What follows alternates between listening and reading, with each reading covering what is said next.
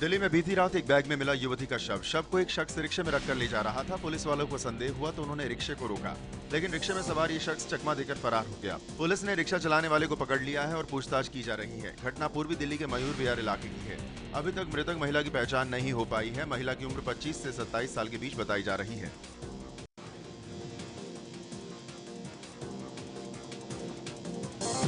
पठानकोट हमले के बाद फिर आतंकियों के निशाने पर है पंजाब। खुफिया एजेंसियों को आशंका है कि 26 जनवरी को पंजाब में हो सकता है बड़ा आतंकी हमला। पंजाब सरकार को भेजे गए अलर्ट में कहा गया है कि 26 जनवरी यानी गणतंत्र दिवस पर आतंकी रेलवे स्टेशन जैसी जगहों को निशाना बना सकते हैं। सुरक्षा एजेंसियों की आशंका के बाद पंजाब में जगह जगह सुरक्षा बेहद कड़ी कर दी गई है। पंजाब के गुरदासपुर, पठानकोट और फिरोजपुर में चप्पे चप्पे पर तलाशी ली जा रही है।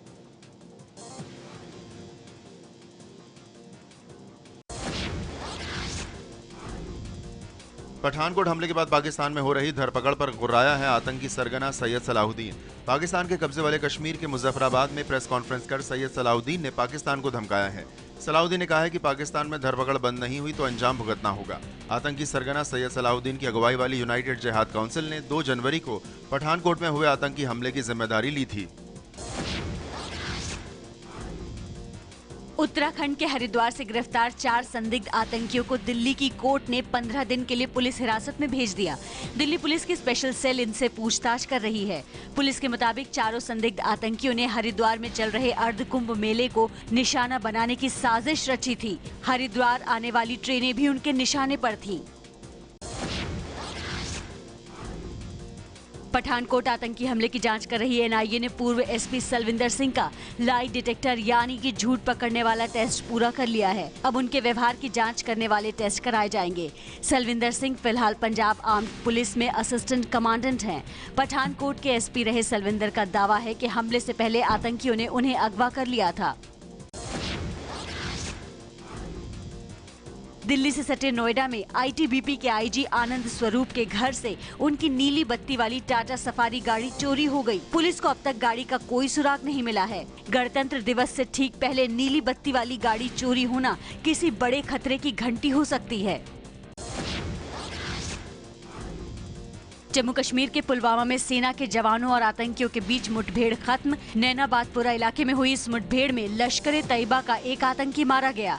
मुठभेड़ के दौरान एक आम नागरिक की भी गोली लगने से मौत हो गई। पहले खबर आई थी कि 2 आतंकी मारे गए हैं। ये भी जानकारी मिली है कि आतंकियों ने आईईडी विस्फोटक का इस्तेमाल करके एक घर को उड़ा दिया।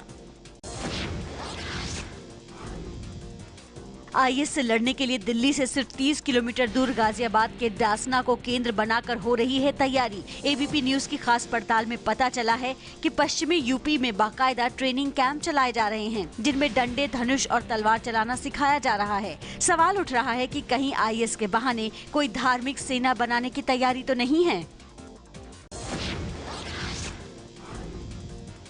हैदराबाद विश्वविद्यालय के छात्र रोहित वेमुला की खुदकुशी के बाद लग रहे आरोपों पर शिक्षा मंत्री स्मृति ईरानी ने दिया जवाब। स्मृति ईरानी ने कहा कि उनके मंत्रालय की तरफ से कोई दबाव नहीं बनाया गया, सारी कार्रवाई नियमों के मुताबिक हुई। हालांकि स्मृति ईरानी ने जवाब देते हुए 4 लोगों की जातियां बताईं, लेकिन साथ ही ये भी कहा कि ये मुद्दा दलित और गैर दलित का नहीं है। हैदराबाद यूनिवर्सिटी के छात्र रोहित वेमुला की खुदकुशी के मामले में शांत नहीं हो रहा छात्रों का गुस्सा। यूनिवर्सिटी के बाहर छात्रों ने किया विरोध प्रदर्शन। कांग्रेस ने भी देश के कई शहरों में किया प्रदर्शन। मध्य प्रदेश की राजधानी भोपाल में स्मृति ईरानी के खिलाफ सड़कों पर उतरे। पश्चिम बंगाल की राजधानी कोलकाता में भी राजभवन के सामने प्रदर्शन। आम आदमी पार्टी को बोगस कंपनियों से 2 करोड़ रुपए का चंदा मिलने के मामले में आयकर विभाग के बाद अब दिल्ली पुलिस भी शिकंजा कसने जा रही है। दिल्ली पुलिस ने चंदा देने वाली 4 बोगस कंपनियों और उनके निदेशकों के खिलाफ आपराधिक साजिश, धोखाधड़ी और नकली दस्तावेज बनाने का केस दर्ज किया है। ये केस केंद्र सरकार के कॉर्पोरेट मंत्रालय की शिकायत पर दर्ज किया गया है।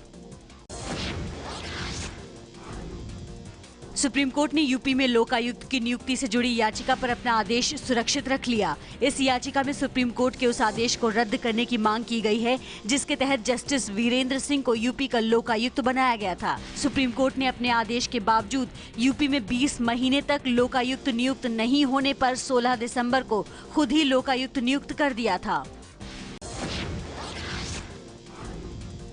भगवान कृष्ण की भक्ति से जुड़ी अंतर्राष्ट्रीय संस्था इस्कॉन ओडिशा के पुरी में एक और जगन्नाथ मंदिर बनाना चाहती है, लेकिन मौजूदा जगन्नाथ मंदिर के भक्त इसके खिलाफ हैं, लिहाजा वो सड़कों पर उतर आए हैं। इस्कॉन की योजना 100 करोड़ रुपए की लागत से पुरी के सिप सारूबली में एक नया मंदिर बनाने की है, जो हूबहू मौजूदा जगन्नाथ मंदिर जैसा होगा। 18 एकड़ जमीन पर बनने वाले इस मंदिर के लिए नवंबर में भूमि पूजन भी हो चुका है। यूपी के मुजफ्फरनगर में कैलवाड़ा गांव में एमएमएस स्कैंडल के बाद तनाव, भारी संख्या में पुलिस और पीएसी तैनात। 4 दिन पहले एक युवती से गैंगरेप के बाद एमएमएस वायरल होने के मामले में गिरफ्तार हो चुके हैं 2 आरोपी। केंद्रीय कृषि राज्य मंत्री कैलावाड़ा पहुंचकर पीड़ित परिवार से मिले। बालियान ने धमकी दी है कि 3 दिन में सभी फरार आरोपी गिरफ्तार नहीं हुए तो जनता इंसाफ करेगी। हरियाणा के रोहतक में 2 पुलिस वालों की मामूली कहासुनी बनी मौत की वजह। क्राइम ब्रांच में तैनात असिस्टेंट पुलिस इंस्पेक्टर ने पहले तो अपने साथी हवलदार पर गोली चलाई और फिर खुद को भी गोली मार ली। दोनों पुलिस वालों की मौके पर ही मौत। दोनों के शवों को पोस्टमार्टम के लिए भेजा गया।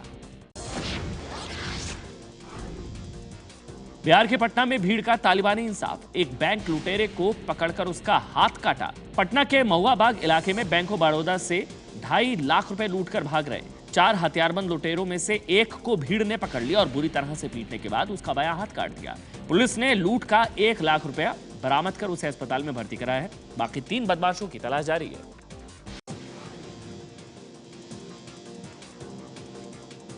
आगरा शहर में बंदरों की बढ़ती आबादी के बाद अब प्रशासन ने बंदरों की धरपकड़ करते ही नसबंदी कराने का फैसला किया है। प्रशासन ने पहले चरण में 500 बंदरों की नसबंदी का फैसला किया है।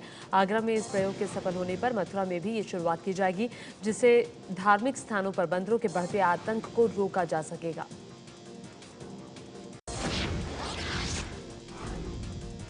मद्रास हाईकोर्ट ने खारिज की चेन्नई सुपर किंग्स की याचिका में टीम को आईपीएल से निलंबित करने के आदेश को रद्द करने की मांग की गई थी। चेन्नई सुपर किंग्स को 2013 के सट्टेबाजी मामले में आईपीएल से 2 साल के लिए सस्पेंड किया गया था। यह कार्रवाई जस्टिस लोढ़ा कमेटी की सिफारिशों पर की गई है। मुंबई में बाबा रामदेव के 5 दिन के योग शिविर में पहुंची फिल्म अभिनेत्री शिल्पा शेट्टी। शिल्पा शेट्टी कार्यक्रम के दौरान बाबा रामदेव के साथ मंच पर मौजूद रहीं और उनके साथ मिलकर लोगों को सिखाए योग के गुर। शिल्पा ने खान पान पर लिखी अपनी एक किताब भी बाबा को भेंट की। अभिनेता आमिर खान ने ट्विटर पर कहा कि उन्हें सनी लियोनी के बीते हुए कल के कारण उनके साथ काम करने में कोई परेशानी नहीं है। आमिर के इस बयान पर पॉर्न स्टार रह चुकी सनी लियोनी ने खुशी जाहिर की है। सनी लियोनी ने ट्विटर पर लिखा है कि आमिर खान के ट्वीट ने उनका नया साल खुशनुमा बना दिया है। डेडली, डेंजरस या रॉकी। जॉन इब्राहिम की फिल्म रॉकी हैंडसम का प्रोमो रिलीज हुआ है, जिसमें जॉन इब्राहिम जबरदस्त एक्शन सीन करते दिखाई दे रहे हैं। निशिकांत कामत के निर्देशन में बनी रॉकी हैंडसम इसी साल 25 मार्च को रिलीज होने वाली है।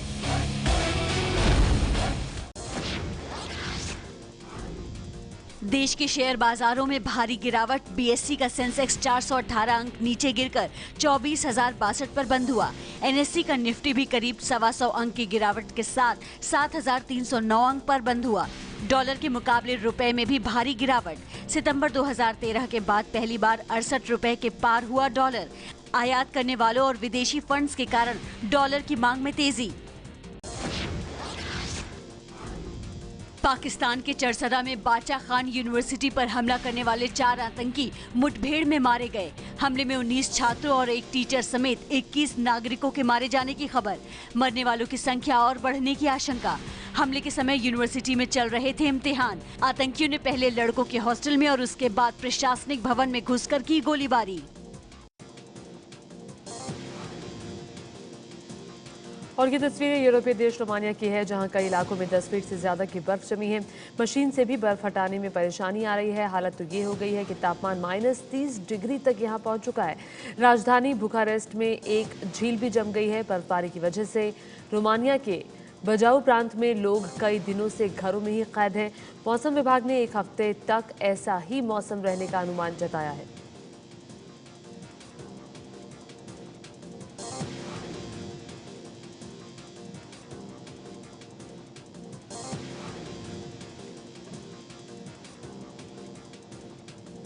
दक्षिणी चीन में एक पटाखा फैक्ट्री में भीषण आग लगी। आग में झुलसने से 3 लोगों की मौत हो गई, जबकि 53 से ज्यादा जख्मी हैं।